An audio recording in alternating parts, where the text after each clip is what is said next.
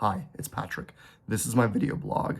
Before we get started, two things. One, if any discussion around mental health, depression, anxiety, abusive experiences, if that bothers you for any reason, please click away right now. Number two, if any discussion around research, data, studies, literature, evidence, if that bothers you for any reason, click away right now. I'll say that, but I know some of these people still hang on and be downvoting me. I know I have a few lurkers, and the internet loves to rage bait, and that's going to be part of this discussion. Okay, why am I talking today? In the past year and a half, I've had 3 different instances of these social media big arguments about these topics and about how do we address mental health. The third one happened yesterday. I'll get into why. And in a nutshell, I know I have strong evidence-based theories as to why this happens. There's a contingent in society, and I think it's a combination of the Protestant work ethic, puritanical thinking, and the just world hypothesis, which basically comes down to blame the victim. That if you have experienced, even as a young child, as 2, 3, 4 years old, experienced adverse childhood experiences, including physical, sexual, and other forms of violence and neglect, if any of those things happen to you, you're not a victim.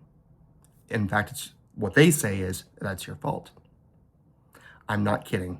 Usually when I bring this up with people who are, educated or who understand the literature and the research, they're like, that's ridiculous. That sounds like cartoon villainy like you see in the 1980s movies, like bullies. And like, yeah, and those people are absolutely out there. I think we're all seeing them emboldened lately, haven't we? Before I get too far into it, if you're not familiar with me and my background, okay, I had an idyllic childhood. I'm immensely grateful for close friends and family in those first few years.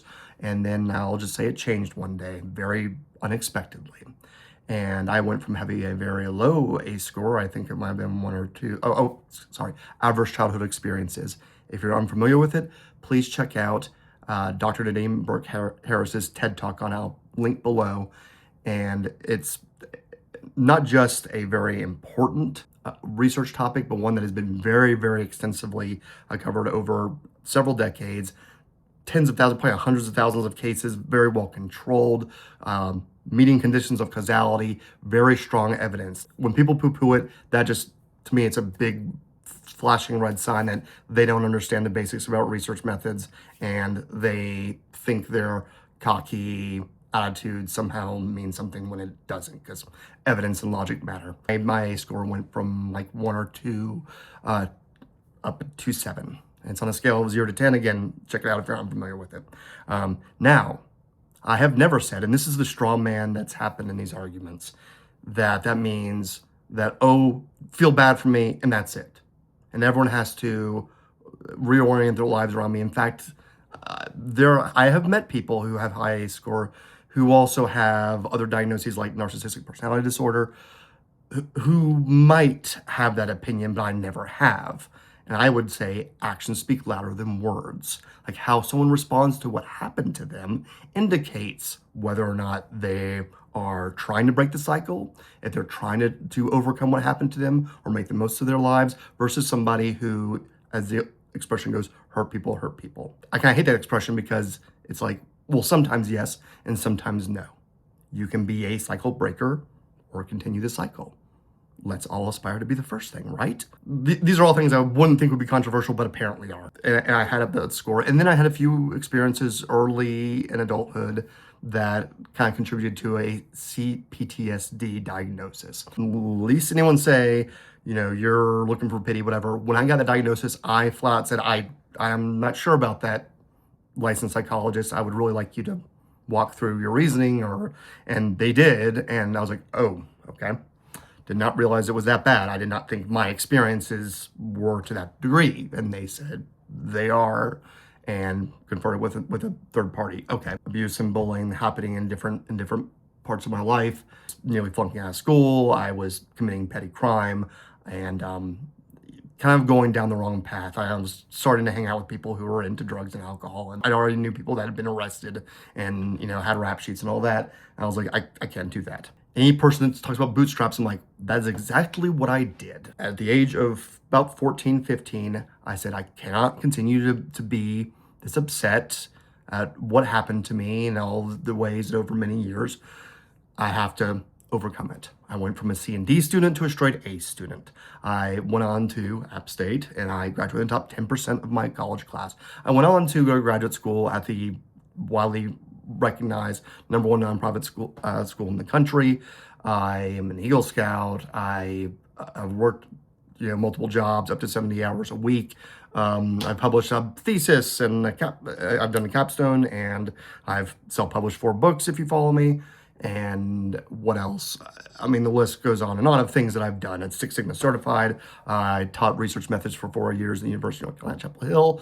I have a career in nonprofit management that spans, well, how it goes back to like the mid 2000s. All that's to say, it's like, does any of that sound lazy or irresponsible?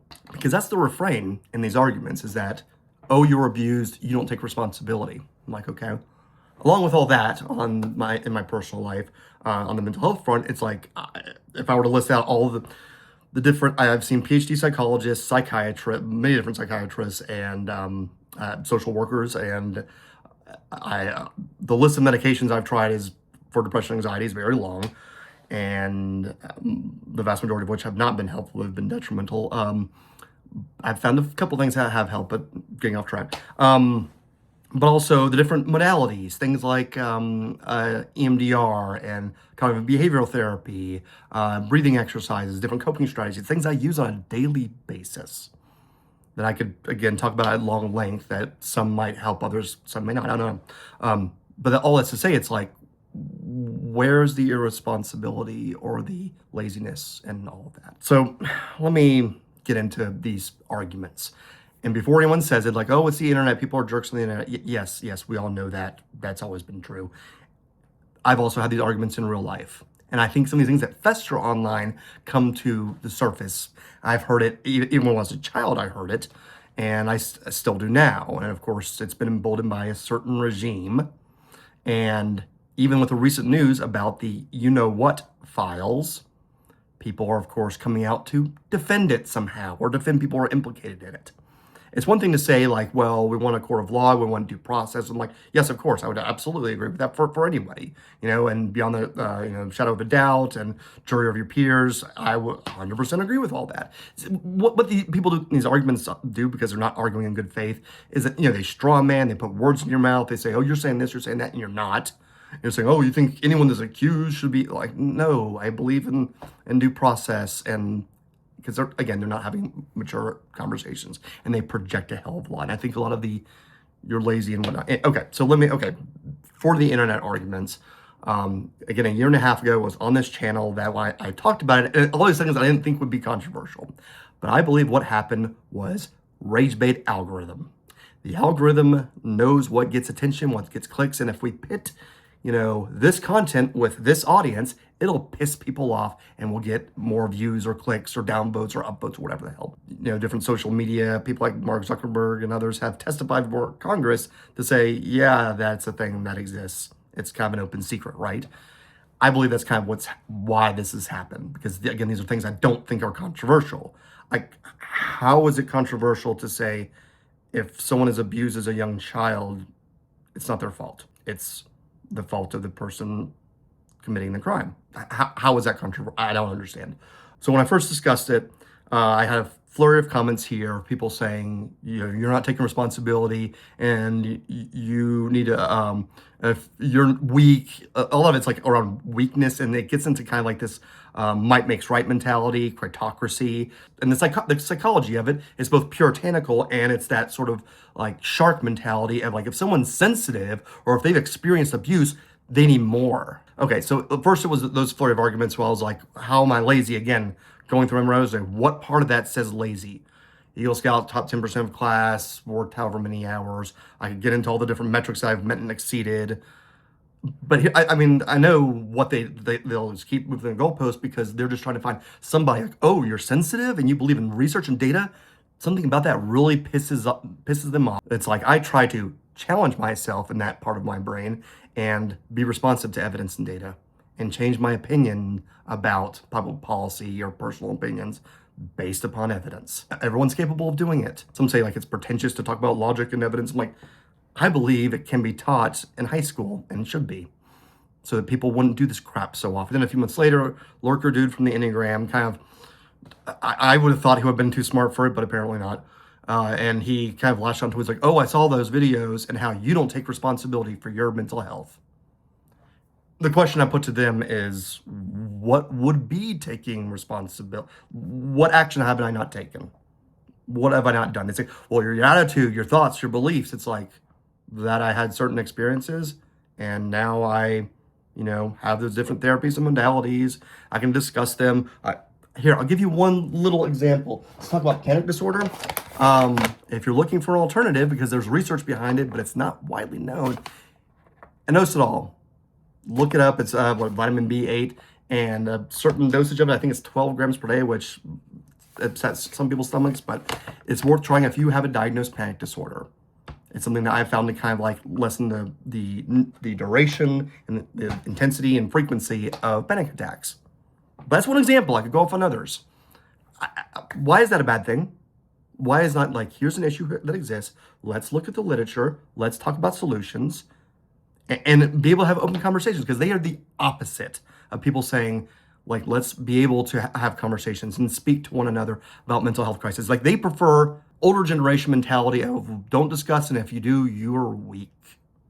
You're a weak person and you're blaming other people instead of yourself. It happened in those two instances and in the argument I had in the last 24 hours, because this person repeated a lot of those same things. And you can say, oh, Patrick, why do you keep getting these discussions? Like, because it's of the rage bait algorithm. That is my assessment of it. And of course, I'm always open to new ideas. It's like, oh, you're too sensitive this, you're too sensitive that. Why is it that I'm unafraid of evidence, unafraid of data and new studies? How I encourage more. And that's a lot of the arguments I've had with this lurker dude, or that's the difference between he and I. Difference being an attribute of a 4, side note to him. And that's like, I'm open. I don't feel threatened by that. I'm like, please, yes, more data, more evidence. And let's talk about, threats to the validity of certain studies and whether or not it can be generalized. And yeah, having adult conversations instead of like, oh, you're weak and you're pathetic and you're a loser. I mean, the loser one I'll agree with, but the other ones I'm like, one of us is afraid, one of us is not. Person yesterday, I'll set it up. This is what happened.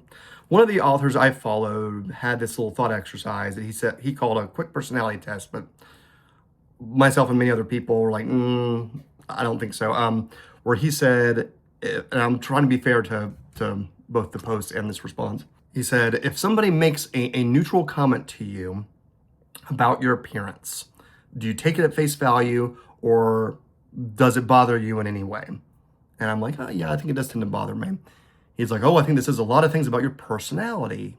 But a lot of people, I said this, and then I noticed a lot of other people did too. That's like, I don't think it's about personality. I think it's about experience.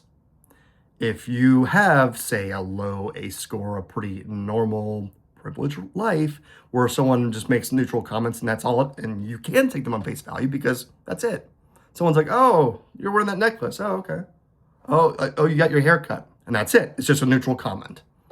But if you, say, grew up with hypercritical families, where people were it led to judgment, criticism, even physical and verbal abuse, where it was, why are you wearing that? Or oh, you're wearing that shirt. Yeah, I like this shirt. What, do you not care about your appearance? Some kind of slob? I don't make enough money for you to go buy out clothes? That's just getting started on many conversations I've experienced, where it's like that neutral comment, it kept getting worse, becoming very critical, and yeah. So one person responds, if that bothers you in any way, you have deep-seated issues. And as stated, I was like, yeah, I agree with that. And my exact words, I have it pulled up, I wrote, yeah, like being abused or bullied. That's it. I'm agreeing. Somehow, and the mere mention of abuse and bullying set this guy off, and his response was, you will never be the victim you're pretending to be, exclamation mark. One person treating you poorly, I don't know where he got one person from. I merely mentioned the experience of abuse or being bullied. One person treating you poorly is an excuse for you to treat others poorly. I'm like, I was like, what did I say about treating others poorly? They're talking about how someone making a comment makes you feel. It's like, oh yeah, it bothers me a little bit. And he's like, it's not the world's responsibility to tiptoe around your triggers. I said nothing about tiptoeing, nothing about triggers or whatever. So my response was like, I'm saying those things, you're making a bunch of assumptions, it's straw manning, you're putting words in my mouth. When a comment bothers me, I smile and nod. That's my response. And he came back to it multiple times because this is like a 30-something comment thread. And he's like, your poor treatment of others, it's no excuse, it's no excuse. Your poor behavior, your victim mentality, being abused or bullied is no excuse for behaving poorly to others. I was like, again, if someone says a comment that bothers me, I smile and nod. Because that's it, it's no big deal. So that's, I feel like, is a perfectly healthy response. I try to treat others the way, talk about responsibility, I'm like, my ethic, my principle is to treat others the way I want to be treated. He said, it's no excuse, only a person completely devoid of personal accountability would argue otherwise. Very, wide sweeping statements here. Maybe it's time to get over yourself because getting a beating clearly didn't knock any sense into you. He said, your head is 100% completely fucked. You will never be a victim you're pretending to be. I'm quoting, maybe another beating will fix you. So outright, that's a threat of violence. I'm sure many in your life hear you speaking and want to slap you silly. I said, you don't know me. I'm talking about research literature. Like, yes, if you have these experiences, abused or being bullied, then you might be more sensitive. And again, if I don't like a comment, I smile and nod. Talking about real life here, not this internet crap. He's like, yeah, I don't care about you or your cry song. You're completely irrelevant. You told me your life story because you got triggered, even though he went off that scroll base. Again, my first comment, which was like 5 words. He's like, look, he keeps saying you're not the victim you're pretending to be. It's like, I have an ACE score of 7. Do I need to go through? This scar's from a family member. This one's from a parent that I forgot to vacuum one day. I got my cornea scratched and I had a big white patch there for a few months. That's getting started. I have scars throughout. Okay, he's like, just because you got beat up doesn't give you the right to treat, he kept saying, you're treating others poorly. I'm like, I'm literally saying if a comment bothers me, I smile and nod. That's the way I respond in real life situations. That's it. He said, people like me are why spineless people like you will do themselves in. So he's implying I should, take the, final trip, so to speak, if you know what I mean. Wow. And people say, oh, you're too sensitive. I know why this happens. The dark triad. And here's another challenge that they won't take up because they're afraid. And because they can point the finger while 3 point back at them and never have any self-reflection, just find people like me. It's like, oh, he's sensitive. That's the person we literally want to throttle physically. You have a punchable face. Oh, that was a common thing, among, punch you. Oh, you hurt yourself and hurt you harder. And you need, we need to get spineless people like you out of the gene pool. Get tested for the dark triad. Do it. Unless you're afraid, which you are. You won't do it. What is the dark triad for those of you that don't know? Narcissism, Machiavellianism, psychopathy. Now, in these kind of situations that are common, again, I had this bullying growing up, and now in these things, it's just a perfect example. Again, people, I have friends and family that say, like, that's cartoonish. People don't actually say those things. It's like, you want to see the screenshot? I tagged them, and of course, it's that bystander effect where someone's like, I don't want to get involved. I'm like, you say these people don't say such things. I'm making it up. There it is, saying you should be beaten more and you should do yourself in. As I've learned the hard way, and I think this is definitely true with certain lurker guy, pretty sure I don't know, of course, but I would be willing to bet $100, $1,000 that he could be diagnosed with narcissistic personality disorder. In which case I would say seek professional assistance. I've learned the hard way that you cannot argue with them. No amount of logic or evidence, no matter how much you have. You would think, how many studies, how much proof, or using their own words and how they contradicted themselves and said, hold on, you said this, and I believe that's true. They said this over here that directly contradicts it. They both can't be true. A very, very, very common example of this are the same people who say, we have a meritocracy, lift yourself up by your bootstraps. You can't complain because there's no excuse. You hear it from pundits all the time, usually right-wing, but not always. They're progressives that argue this crap too. They say, pull yourself up by your bootstraps. You have no one to blame but yourself. They say that. And in the other breath, they say, life's not fair. Nothing's guaranteed. Which is it? Those both can't be true. And they'll, and they'll try to mealy mouth, try to speak to both of them, but it's like they can't both be true. We don't have a meritocracy. That's fucking ridiculous. I could talk about econometrics, back at my point 10 different ways. All right, so in the dark triad that these people have argued with, and if they're lurking here now, they're not going to get tested for it. They're just going to downvote me or maybe make a snarky comment about how I'm stupid and weak and all this crap, but they're the ones avoiding any kind of self-reflection, any accountability. This thread went on with him saying, you lack any accountability, you blame everybody else. It's like, okay, then you can be tested for the dark triad, right? You should do fine, right? Psychopathy, traits such as antisocial behavior, impulsivity, callousness, selfishness, unemotional, remorselessness.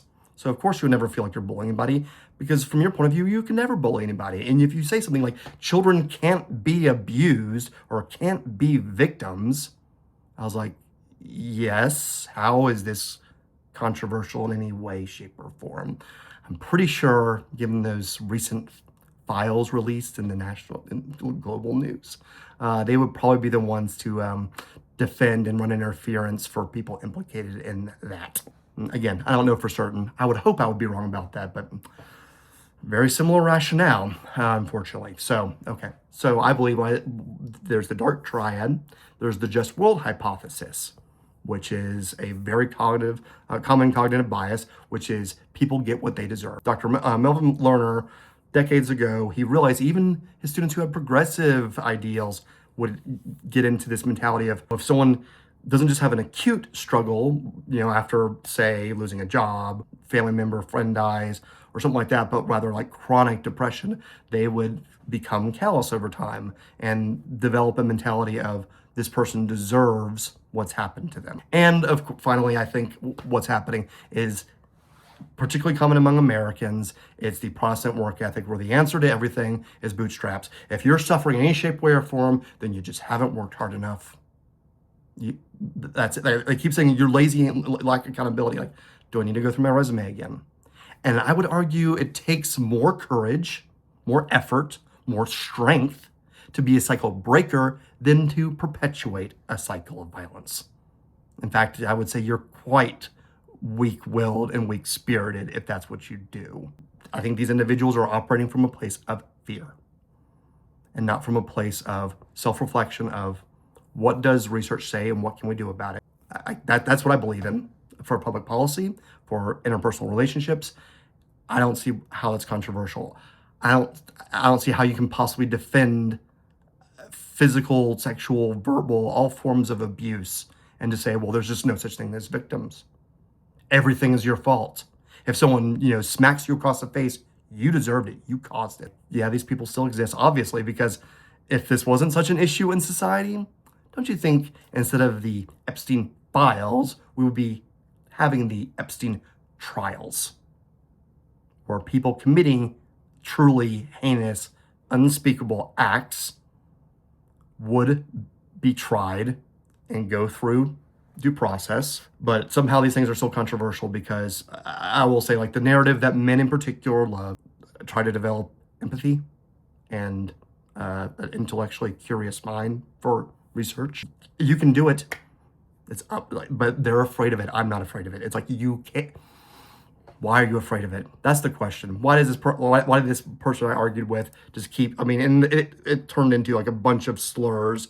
He just kept repeating cry songs, and he said this crap about, like, you're so weak and pathetic. Why don't you train like martial arts? I said, yeah, I took several years of martial arts training.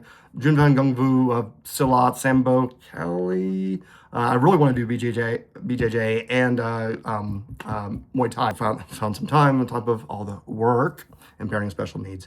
Those excuses. Like, I'm just saying I'm busy. That's it. I'm not blaming somebody for whatever. They keep making this crap up. And again, it's how narcissists, they get in your head. They make you doubt your own, like, well, no, I worked this many hours and I have these responsibilities as a parent and a spouse. And anyway, but again, their answer to everything is, you're not working hard enough. You're not strong enough. We're strong, we're tough, and we're calling you out. It's like, are you? Or are you just not looking in the mirror? You're pointing a finger, and 3 are pointing back at you. It's the psychology of projection. Very, very common. Face it, or you're a coward. But like martial arts and self-defense, sounds like I took several years of firearms training. Both my spouse and I did. about 10 years ago, and it's like, that's not the issue. It's like, oh, you can't defend yourself. It's like, yeah, I'm not worried about that. But men just love this kind of competitive, tough guy garbage. I think my point is that these attitudes are unfortunately very common. I wish we could get over them. I wish we could evolve beyond them. I think in a way, the algorithm is doing me a favor by just reminding me that these thoughts exist even among people who are nominally progressives or well-educated, and they believe might makes right. They're afraid of looking at evidence and what that might say about themselves. And of course, there's more studies that indicate that, people's attitudes toward their own experiences. If they say, yeah, bad things happen to me, I want to learn how to break the cycle. That's very different versus someone that's like, oh no, it just toughened me up and made me the hardcore badass that I am. Yeah, keep on believing that. And I'm the one who's afraid or a coward. Okay, you can do better. We can all do better. Let's do it.